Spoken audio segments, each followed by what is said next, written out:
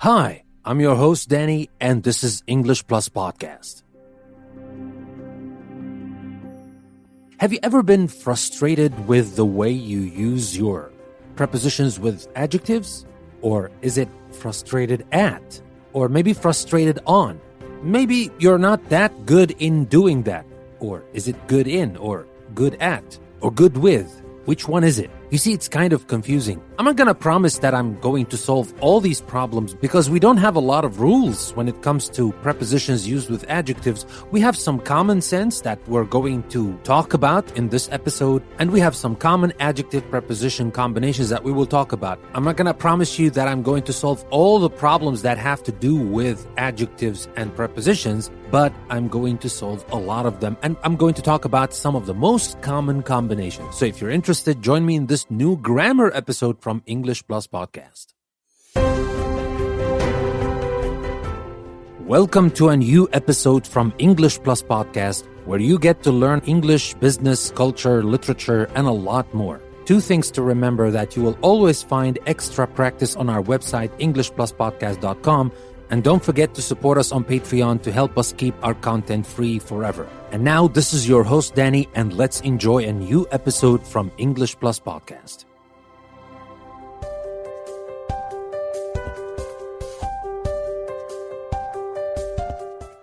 So we're going to talk about common adjective preposition combinations. Now, before we start, let me just be clear about this. Of course, I'm not going to be able to cover all the adjectives you may encounter, but I'm going to talk about some of the most common, and we're going to talk about some combinations that you can build on. So some of the adjectives here, you can remember the way we use them and use the same way with some other adjectives with similar meaning. That works. So we're not just going to talk about when you see this adjective, use this preposition with it. No, we're going to talk about the meanings, because obviously a lot of the times the meaning you have in mind dictates which preposition you should use. So let's start with our very first example, and that is when we say nice of you or when we say nice to. So should we say nice of or nice to? Well, it's not only nice. You can use that with nice, kind, good, generous, polite, honest, stupid, silly, etc. We use of with it when you say it's nice of somebody to do something. So, it's kind of you to do this. It was stupid of him to do that. It was honest of her to do this. It was generous of them to do that. Here, when you want to talk about generous of somebody to do something, you see, so we use here of, because we're talking about something a person did and it was nice of him or her. It was good of her. It was kind of them, etc. For example, we say, thank you. It was very nice of you to help me. And here, by the way, when we say of, we mean OF. It's not OFF. If it is OFF, it's off. We pronounce it with the F. If it is only one F, it is pronounced of. So that is a pronunciation tip you should keep in mind. Again, thank you. It was very nice of you to help me. Or, it was stupid of me to go out without a coat in such cold weather. It was stupid of me to do something. And we use these expressions all the time. And remember, now we talked about, yes, nice, kind, good, generous, polite, honest, stupid, silly, but I can't list all the adjectives, but you can think of other adjectives that fit this category or fit this meaning that you have here, and you can build on that knowledge. You can use of to talk about other adjectives as well, or you can use of with other adjectives. That's what I mean. But we also use the preposition to with adjectives like that, right? But that is when we want to talk about not it is nice of somebody to do something, but when we say it is nice to somebody. Like when we say, they have always been very nice to me, not with me.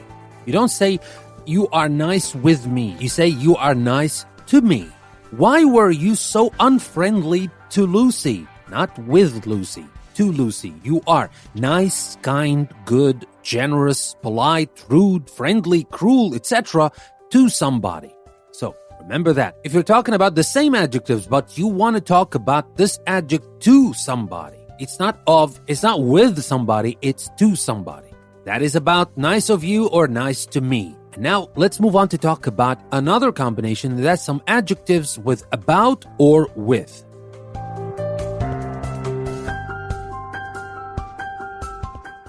Now, if you say angry, annoyed, furious, upset, which preposition do you think you should choose with that? About or with? Well, the answer is either. You can use either of them based on the meaning you have. Because remember, one more time, grammar, my friends, it's all about the meaning. Grammar is just a tool. I know prepositions can be a little bit arbitrary at times so that you just use it without knowing why. And I agree, it is like that. But some cases, and especially the ones that we're talking about today, we have to pay attention to the meaning as well. It's not just like, with angry, use this, with annoyed, use that. No, it doesn't work this way. You have to understand the difference between using this preposition or that preposition. So, again, what we say, should we say angry about something or angry with something? Well, obviously, we can use about if we want to talk about something. You can be angry about something. You can be annoyed about something, furious, upset about something. But if you want to talk about people, you use with, and you use for as well. Let me give you an example how. Are you annoyed with me for being late? Or you can simply say, are you annoyed with me? You don't have to continue. But if you want to continue, you can say, are you annoyed with me for being late? But if you want to talk about something, you use about. For example, there's no point in getting angry about things that don't matter. About things, not with things. You don't get angry with something. You get angry about something. And so here, the example again, there's no point in getting angry about things that don't matter. Or, are you annoyed with me for being late? So you see, you can be angry, annoyed, furious, or upset about something, but with somebody for doing something. You can also say excited, worried, nervous, happy about something. You can say, for example, are you nervous about the exam? Not with the exam, about the exam. However, when you want to use pleased, satisfied, happy, delighted, or disappointed, you use with something you get or experience. So unfortunately, it's not always the same, but we're trying to cover as many common adjectives as possible. So here, pleased, satisfied, happy, delighted, or disappointed with something you get or experience. Let me give you a couple of examples. They were delighted with the present I gave them. Or, were you happy with your exam results? Not were you happy about your exam results. Happy with, delighted with, satisfied with, disappointed with something you get or experience. So, that is our second set of adjectives with about or with. Now let's move on to talk about some adjectives with at, by, with, and of.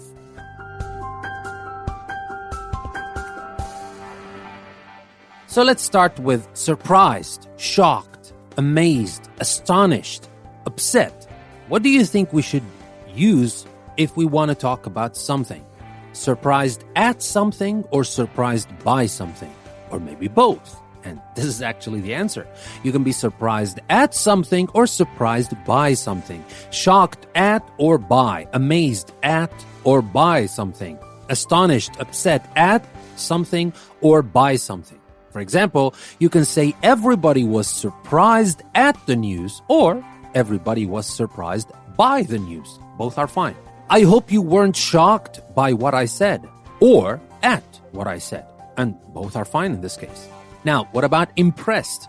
When you want to say impressed, are you impressed with somebody or something? Or are you impressed by somebody or something? Actually, again, it's both. You can say, I'm very impressed with her English. It's very good. Or you can say, I'm very impressed by her English. It's very good. So you can be impressed with or by. What about fed up or bored? Do you say with or by? Well, actually, for fed up and bored, you use with. You don't use by. You say, for example, I don't enjoy my job anymore. I'm fed up with it. I'm bored with it, not by it. So here again, yes, it works in most cases when you have adjectives of similar meaning. They should take the same preposition, but it's not always the case. You have to remember that. So here, we can go like, yeah, fed up or bored. It's just like impressed and surprised in the general meaning, or the general gist of the adjective has kind of the same meaning, but it doesn't take the same preposition. Well, it does. It takes with, but it doesn't take by. So we can say surprised, shocked, amazed, astonished, upset at, or by something. We can say impressed with or by somebody or something, but we say fed up or bored with something, not by. And we say tired of something, not tired with or by something. For example, we say, come on, let's go. I'm tired of waiting. I'm tired of waiting. Not I'm tired with waiting, not I'm tired by waiting. I'm tired of waiting. All right, that's about this set of adjectives. Let's talk about a very important word that causes some of the most common mistakes that I hear every day in English, and that is the adjective sorry. Let's talk about that next. Stay with us. We'll be right back.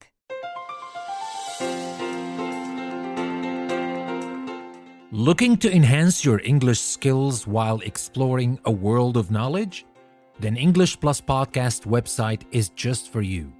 Dive into diverse topics ranging from science to literature, history to business, and myths to modern insights.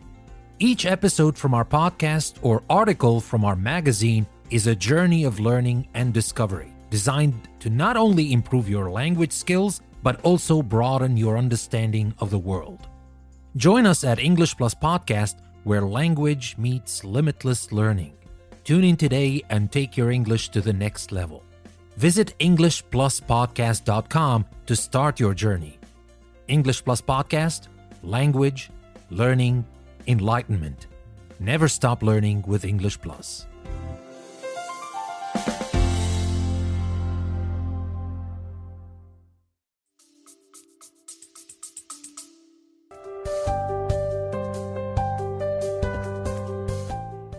So, sorry, of course, a lot of people use this word every day. Doesn't always have to do because of something you did, maybe about another thing, but which preposition should you choose? When you talk about a situation or something that happened, maybe you didn't do it, but you want to say you're sorry.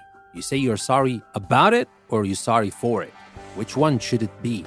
Well, if you want to be sorry and you want to talk about a situation or something that happened, the preposition to use is about. I'm sorry about the mess. I'll clear it up later. Sorry about last night. Or that means sorry about something that happened last night. Maybe it's not my fault, but you can be sorry about things, even if this thing or whatever it is was not your fault. You can be sorry about what happened. I'm sorry about what happened. I'm sorry about the mess. I'm sorry about the incident or the accident or whatever. So you're sorry about a situation or something that happened. So that is a general thing. But if you want to use sorry for something you did or caused, you can use about or for.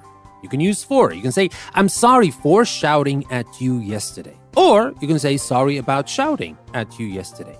You can say sorry for the delay or sorry about the delay. And by the way, you can also use I'm sorry I did something. You don't use prepositions at all. You can say I'm sorry I shouted at you yesterday.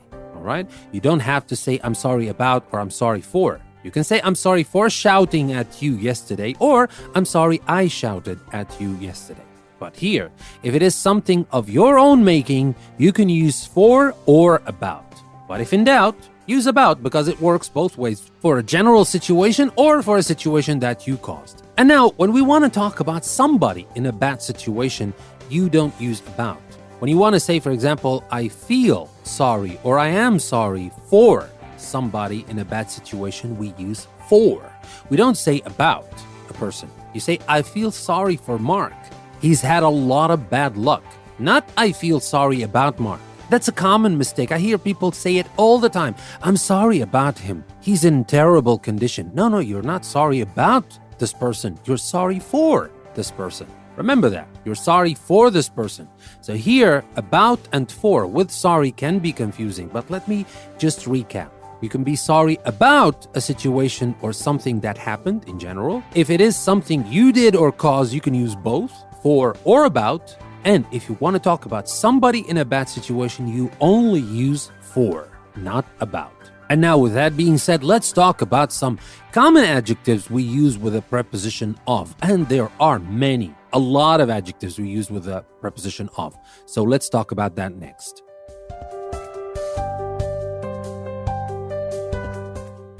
Alright, no matter how much I try to make sense of the prepositions used with adjective, sometimes it's just we use this preposition with this adjective. There is no explanation. It's just arbitrary. We use adjectives with of, like the ones I'm going to talk about now. And I'm sorry, it is not possible that I can give you explanations every time. Sometimes you just have to learn or you just have to remember that with these adjectives, we use this preposition. And this is the case. We're going to talk about the preposition of, which is one of the most important prepositions because we use it a lot. And remember, I said it at the beginning of the episode, of means OF.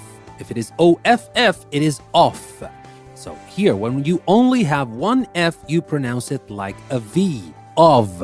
All right, so let's take a look at the first batch. You can say, I'm afraid, scared, frightened, terrified of something or someone. You can say, are you afraid of spiders? Yes, I'm terrified of them. Of course, you can use afraid of spiders or afraid of somebody as well. You can be afraid of people, not only of spiders or animals. You can be afraid of people as well. But here, afraid, scared, frightened, or terrified of. Now let's talk about another group. You can be fond, proud, ashamed, jealous, or envious of other people. You can say, for example, why is he so jealous of other people? So you can use that with jealous, but remember, we can use that with others as well. Fond, you can be fond of somebody, you love that person so much. You can be proud of somebody because this person, he or she did a great thing and you're so happy about that. You'll feel proud of this person. Or the opposite, you can be ashamed of somebody or jealous of somebody because this person is better, or you can be envious of somebody, and there's a very negative thing. Because when you're jealous of somebody, maybe you will try to do the same thing they did, and you will try to be as good as they are. But when you are envious of somebody, you don't want to do anything, but you don't want them to get anything as well. You're envious of them. You want them to lose the good things they have, and you don't want to make any effort to be like them. Anyway, this is just the difference between jealous and envious. But that aside, remember, you can be fond of, proud of, ashamed of, jealous of, or envious of. But that's not everything. You can also be suspicious, critical, or tolerant of. Let me give you an example. They didn't trust me. They were suspicious of my motives. They were suspicious of. So you can be suspicious of, critical of, or tolerant of. You can be aware or conscious of. For example, did you know he was married? No, I wasn't aware of that. You can use aware or conscious with of. Or you can use capable or incapable of. For example, I'm sure you are capable of doing the job well. I'm sure you're capable, or maybe you're incapable. Maybe it's just the opposite, but the preposition to go with this adjective is of. Capable of doing something or incapable of doing something. What about full or short? Of course, we can use of as well. For example, Amy is a very active person. She's always full of energy, not with, full of energy. Or I'm a bit short of money. And here, you need to understand the meaning of short of. What is the meaning of short of? That means I don't have enough. I need more. I'm a bit short of money. Can you lend me some? Well, because you might want to use that a lot or not. I don't use it. I try not to use it as much as I can, but I'm a bit short of money. If you want to use it, use of with it. All right? Short of money. Can you lend me some? Or you can say typical of. For example, he's late again. It's typical of him to keep everybody waiting. Or you can use certain or sure of. But with certain or sure, you can say of or about if you want. For example, I think she's arriving this evening, but I'm not sure of that. Or you can say, I'm not sure about that. That's fine. So this was a group of common adjectives we used with the very common preposition of. Now let's move on to talk about the very last point of this episode, and we will talk about some other common adjectives with other prepositions: at, to, from, in, on, with, and for.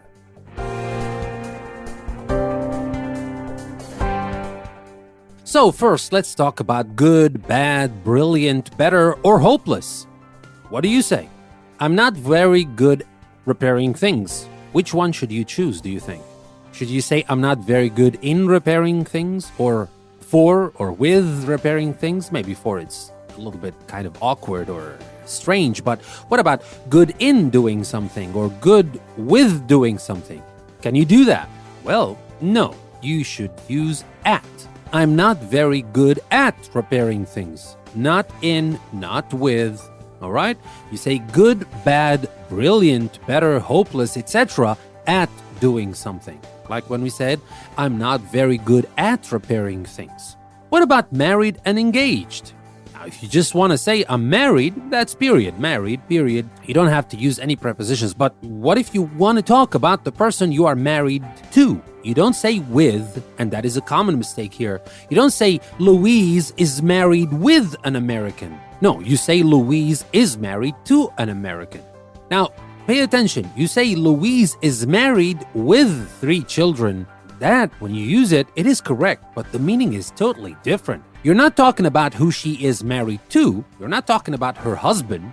You're talking about she is married, Louise is married with 3 children. That means she is married and has 3 children. The meaning is totally different. Because I know, we hear it in different contexts. That's right. And you're going to hear most of the other adjectives I gave you in different contexts. I'm just talking about the common uses of these adjectives with which prepositions. Remember, at the beginning of this episode, I was clear about it. I was honest. I didn't say I'm going to cover everything because it's impossible. I'm going to cover some of the common adjective preposition combinations, but not everything. Of course, there's going to be some other examples, some other meanings. If you use this preposition, it's going to be a different meaning. But that being said, I hope I helped clear some of the confusion when it comes to using prepositions with adjectives. So, again, you are married, you are engaged to a person, but if you say you are married with children, that means you have children. Not you are married to the children. I mean, that's kind of weird to say that. You are married to a child.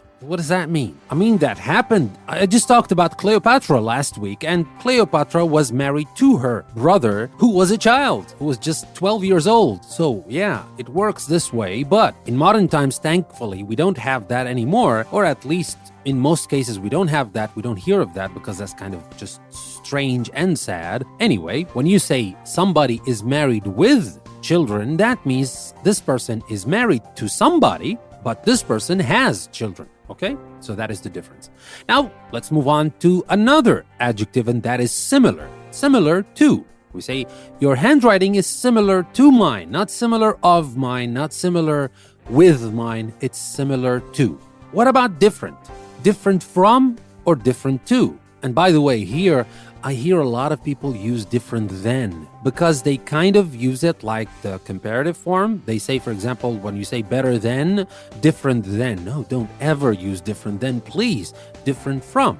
The film was different from what I'd expected. Or you can say different to what I'd expected. To is also possible. But to be honest, from is used more. But to is again possible, but never then. Never THAN, never. Use then with different. The film was different from what I'd expected. What about interested? Are you interested in art? Are you interested in grammar? Are you interested in English? In, not at, not of, not with, in. And now for the next one, keen on. We stayed at home. Chris wasn't keen on going out. Keen on. Dependent on. We say, I don't want to be dependent on anybody. I don't want to be dependent on anybody. I want to be independent. But pay attention, if you want to use independent with a preposition, you use independent of. We say dependent on, but we say independent of. If you want to say, I am independent of everybody. Well, I'm not going to say that this is common. We usually say independent, period. But if you want to use a preposition with independent, it's not on like the one we use with dependent. Dependent, we say on. I don't want to be dependent on anybody. But if you want to use independent and you want to add a preposition after it, remember that you use of in this case. Now, the next one, crowded. If you want to talk about a place that is crowded with people, you use with. The streets were crowded with tourists. Or you can say full of tourists, but not vice versa. You don't say the streets were crowded of tourists and full with tourists. No, crowded with tourists, but full of tourists. Okay, so if you want to use full, that's also fine. It has the same meaning, but remember, use full of, not full with, crowded with. And now, for the next one, famous. We use that adjective a lot when we want to talk about a a place that is famous for something, or a person who is famous for something, we use for. Like when you say, for example, the Italian city of Florence is famous for its art treasures. Famous for something. And finally, we come to the very last adjective I picked for today's episode, and that is responsible. You can also be responsible for. Who was responsible for all that noise last night? Responsible for. And with that, we come to the end of this episode. I hope you found the information I shared with you interesting and, of course, more importantly than interesting, useful and beneficial. And I know it's not that easy to remember all these prepositions, and that's why I added some practice on our website, EnglishPlusPodcast.com. You can find the link in the description. Take the link, go to the custom post we created for this episode, and you will find everything we talked about, and of course, you will find practice. You can practice the things you've learned so that you don't forget them soon. Because trust me, if you don't practice, you're going to forget that very soon. So go to our website, go to EnglishPlusPodcast.com, specifically to the post created for this episode, and practice the things we've learned so that you can make them permanent in your grammar tool bag.